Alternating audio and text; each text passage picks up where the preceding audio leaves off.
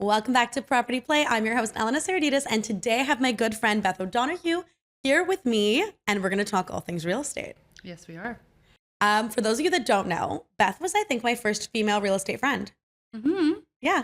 Mm-hmm. Okay, we came from the same brokerage. You know, I don't want to say little ageist and sexist, but like real estate in general is that way. 100%. And you were the only nice person to me. No, it's true. I like walked in and I was like, we're going to do all this fun marketing stuff. And everyone was like, little girl, you don't know. This is not how we sell real estate. Little did they know. Now we sell all this real estate. They know. I know. So we used to drive around the city of Toronto looking at real estate together. And I used to flip my phone around and be like, it's the Beth and Elena show today. And we're looking at real estate. Yep. So today you actually get the Beth and Elena show. You actually get it. Yeah. Get ready. Years later, like years have come between. Yep. Now you have kids. Yeah. And a whole lot of real estate has been sold. Yes. Yeah. How are you feeling about the market right now? It's a little crazy, don't you think? I think it's been a little crazy. Yeah. And I don't see it getting better. Not anytime soon. And I'm not talking about better in terms of like properties are still selling. If they're priced right and they look right, they're moving. For sure. And there are buyers out there shopping. There's just not as many buyers. Is that the best way to phrase it? I think it's hard to get them to move. Gun That's the shy. problem. Yeah. Yeah. So people are getting showings and they're like, do we drop the price? Why is no one bringing us an offer? And the feedback is always, your price is fine, your price is fine, your price is fine. And then you get an offer and they've negotiated. Of course. But that's the market. Like people are going to negotiate with you. Don't take offense to it. Yeah. Yeah. But everyone takes offense to everything because we work in residential real estate. Of course, people get really pissed if you don't sign back an offer. And very emotional. Very emotional right now. Yeah. Yeah. What are you noticing in terms of pricing strategies that are working and not working? Well, I'm finding that the bidding war strategy is working less and less. I think you really have to have like the perfect trifecta in order for that to work effectively right now, which is few and far between. Pricing properly, what's working. And knowing that you're pricing enough that you can negotiate a little bit. But other than that, anything too aggressive is you're shooting yourself in the foot, I think. What do you think? What I'm seeing is this. If you price for too much negotiation, then you're also not getting enough people in the door because they're thinking your expectations are too high. Too high.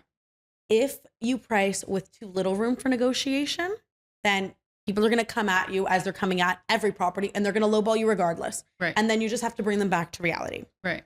Offer nights, for the most part, depending on the type of inventory, it still works.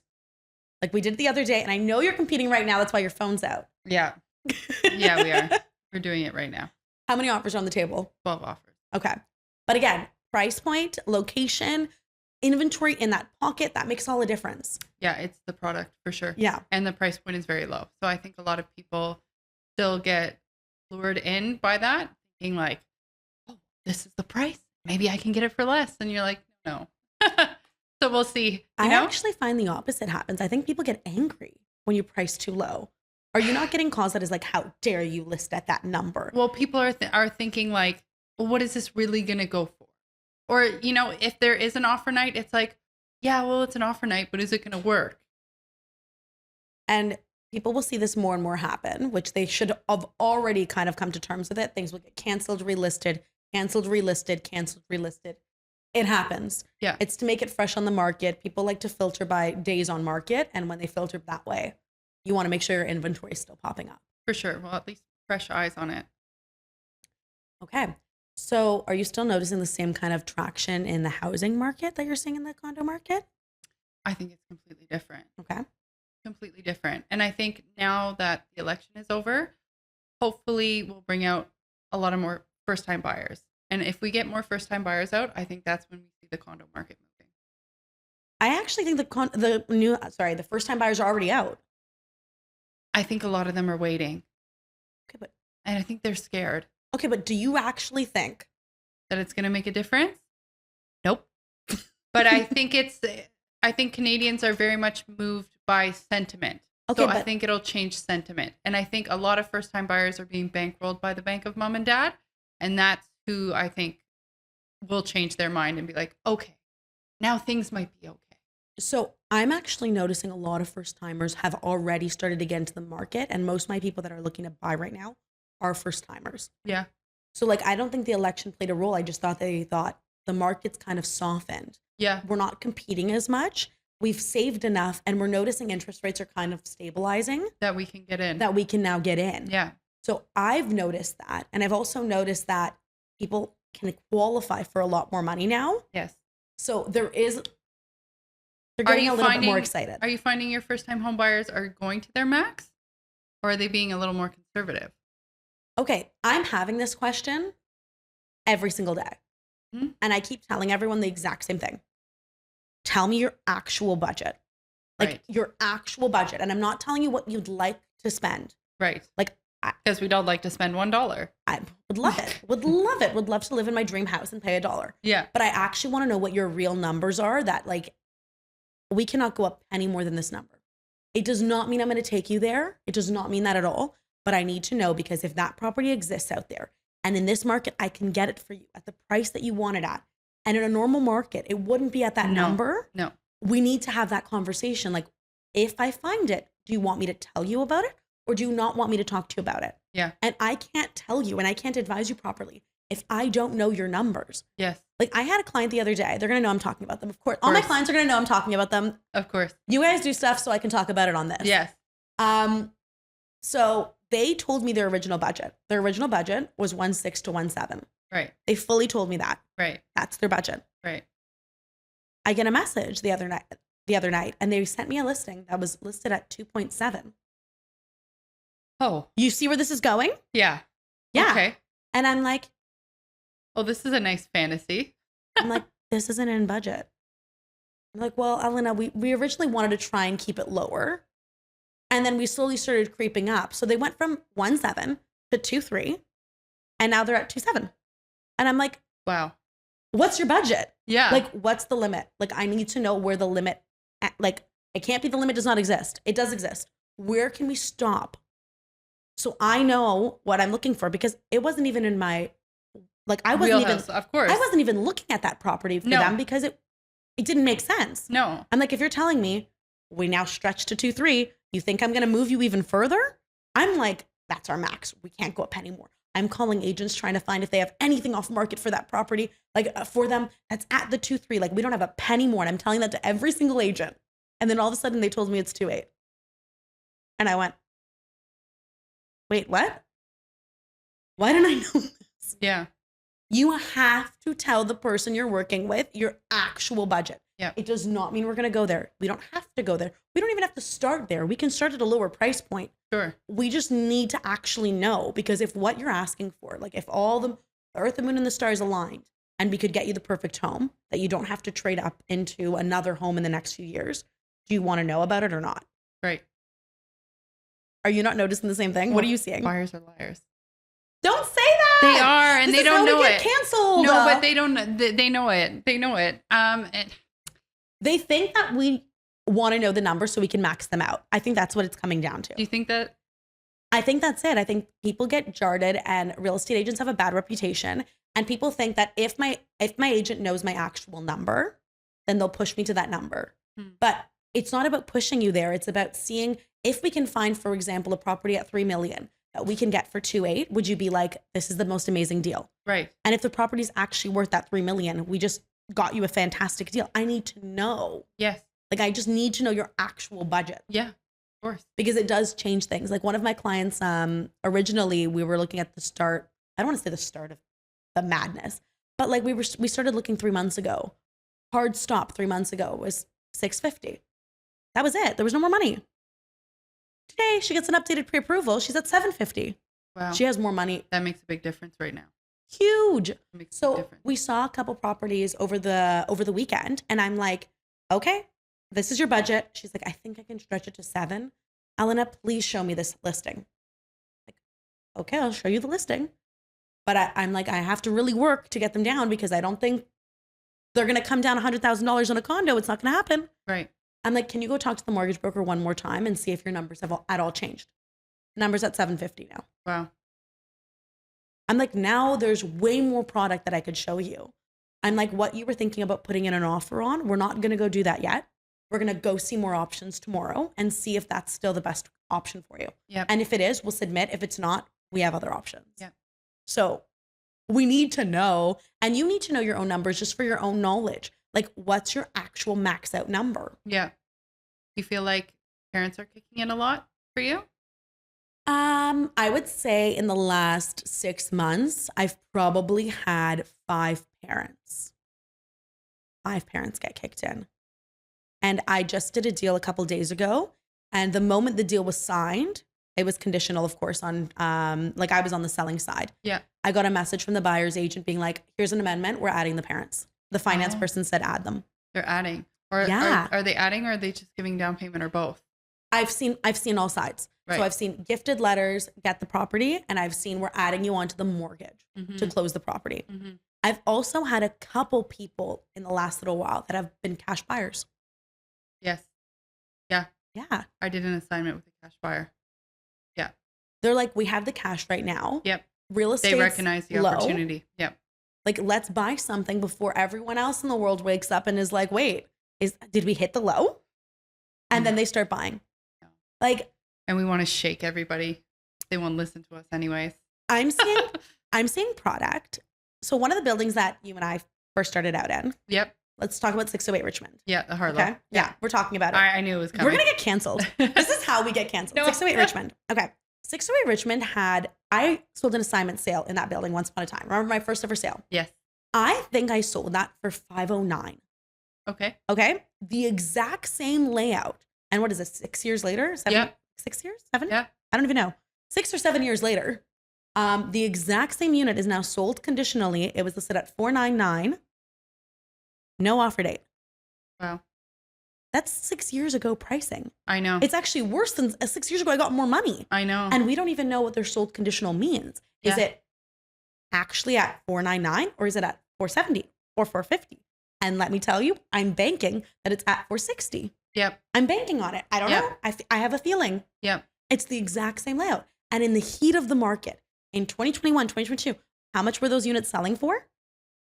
610, 625. We were it's crazy. I know. So there is opportunity in the market. I do think that, we've been bullish on it's been a thing. Of course. Like, we don't have enough inventory. As much as right now we have inventory. Of course. For the amount of people actually coming in, we don't. Of course.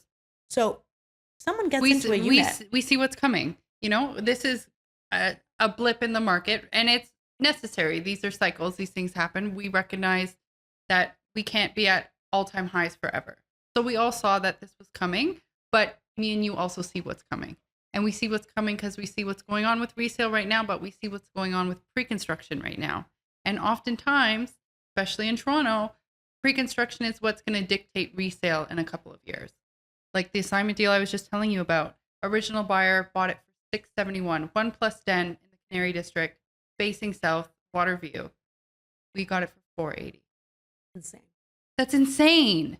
That's insane. That's unheard of. Like, can you remember the last time you could buy a 1+ den, like a proper den, for $480,000?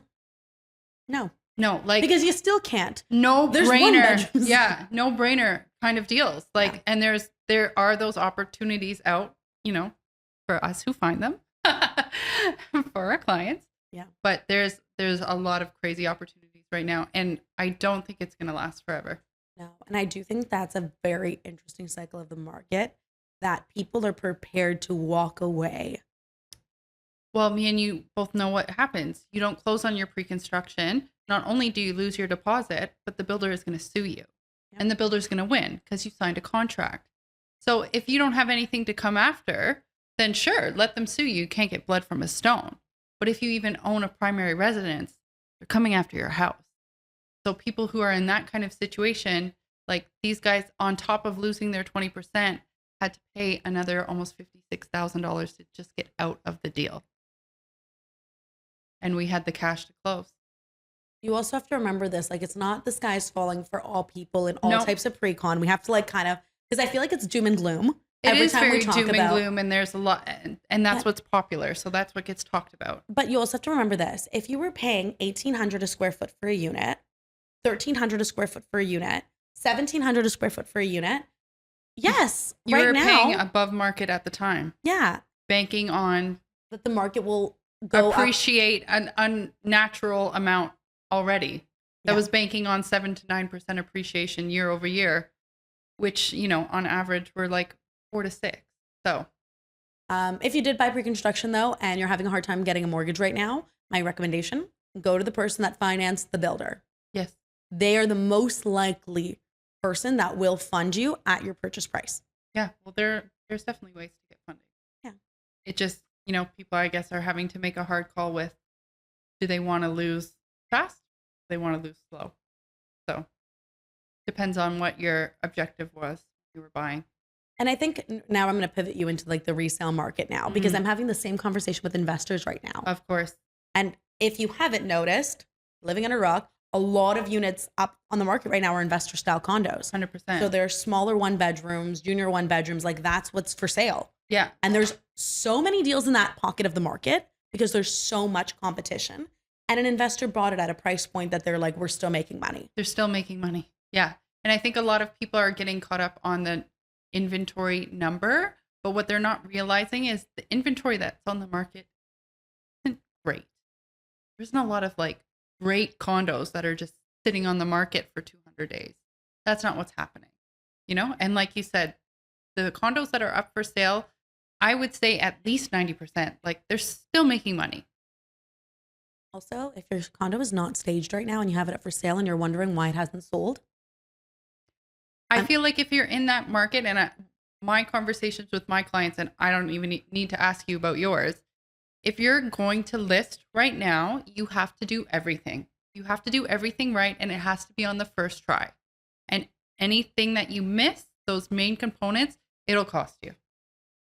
especially when you're competing though. Like there's so many options. There's so many condos that you could potentially buy. Like if you're not priced for the market and you're not the best looking thing on the market, Yep. like how are you distracting them into like wanting your place over wanting someone else? Yeah.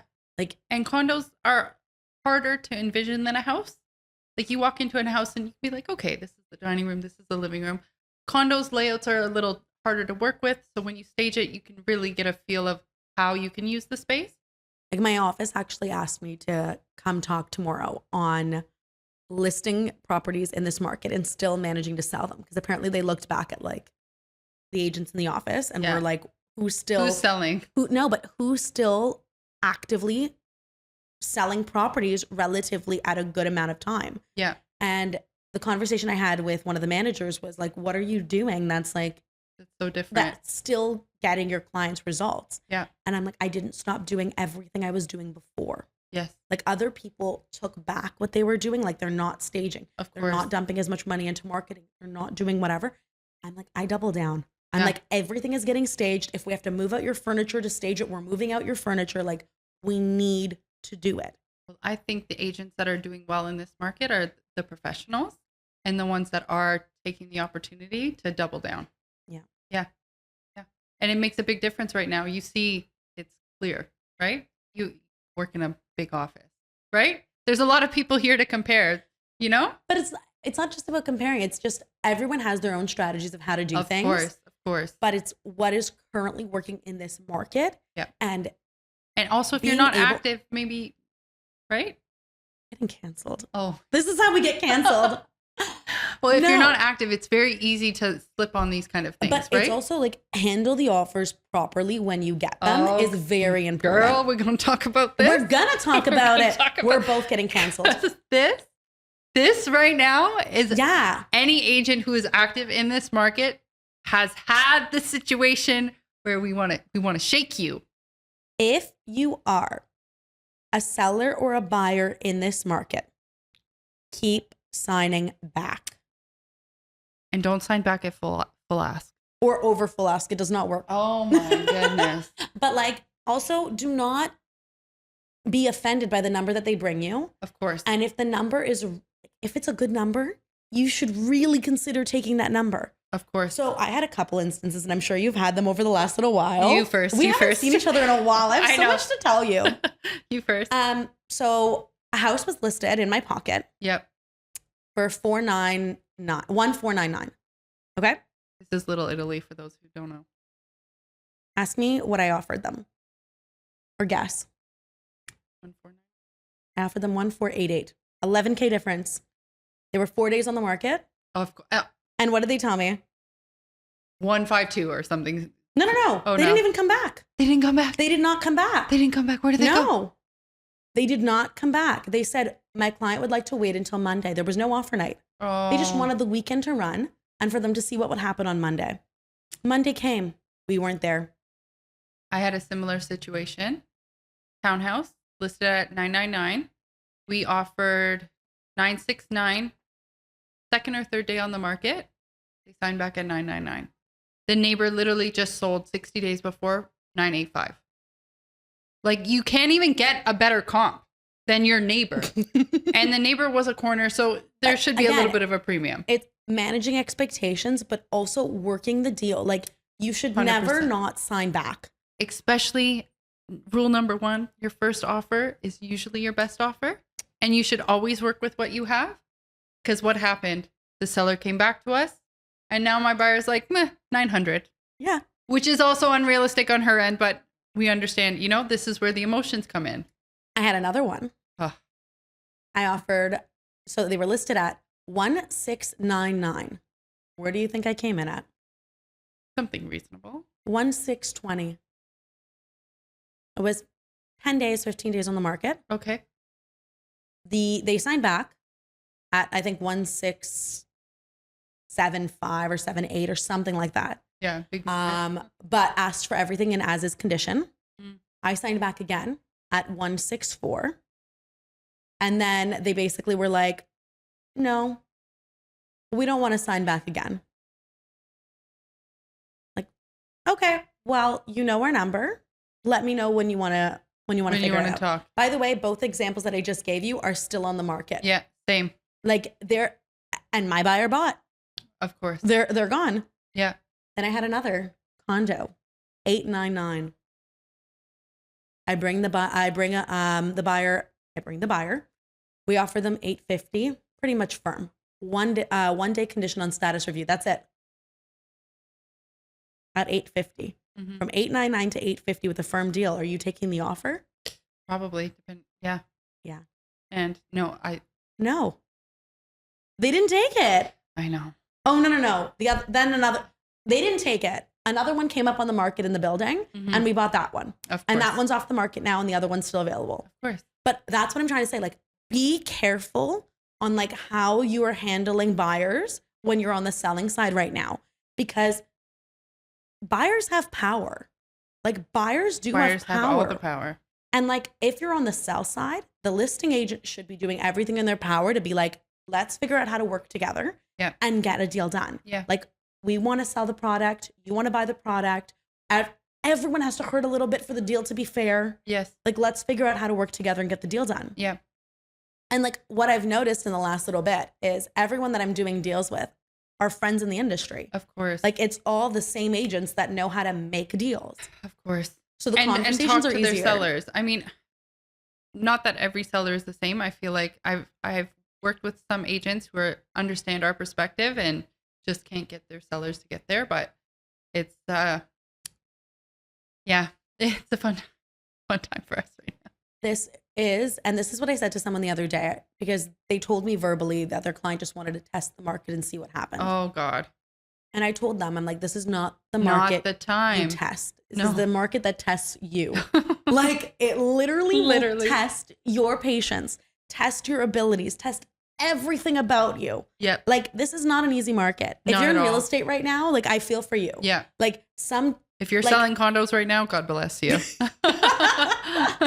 No, but look, there's opportunities. There's still buyers. We need to keep 100%. saying that, because people tend to think the negative, but there are opportunities. It's about how do you handle the opportunities when they come to you. Yep. So if you are selling in this market, when an offer comes in, like, try and work it. With it. If you're a buyer in the market, like, understand, like, yes, I understand you want to lowball everyone. Yeah. But within reason. Yeah. Yeah. Be realistic. And know where the end mark is going to be. Yep. Like, there is a deal. There's deals for you in the market. And if you're on the market right now and you're trying to sell, you want to sell. Yep.